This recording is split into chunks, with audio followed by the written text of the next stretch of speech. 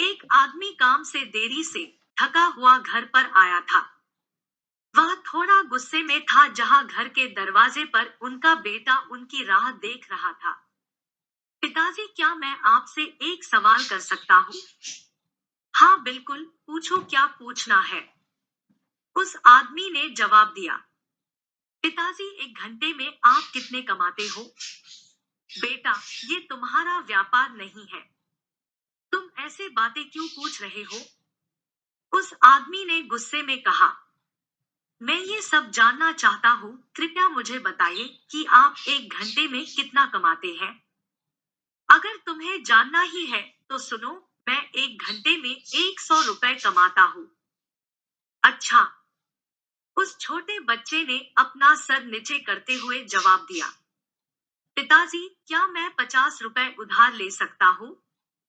उस समय वह पिता बहुत क्रोधित हो चुका था। अगर ये सब पूछने के पीछे तुम्हारा यही कारण होगा कि तुम्हें कुछ बेमतलब के खिलौने और दूसरी बेतुकी चीजें खरीदनी है, तो चुपचाप सीधे सीधे अपने रूम में चले जाओ। वह छोटा लड़का बिना कुछ बोले सीधे अपने रूम में चला गया और दरवाजा बंद कर दिया।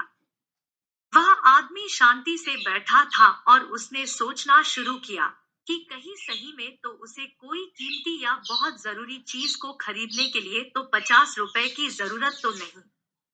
तभी वह बच्चे के रूम में जाकर उसने नम्रता से अपने बेटे से पूछा, बेटे, क्या तुम सो गए हो?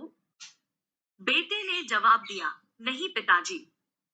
उस इंसान ने अपनी गलती मानते हुए कहा कि मुझे ऐसा लगता है कि कुछ देर पहले मैंने तुम पर कुछ ज्यादा ही गुस्सा कर दिया।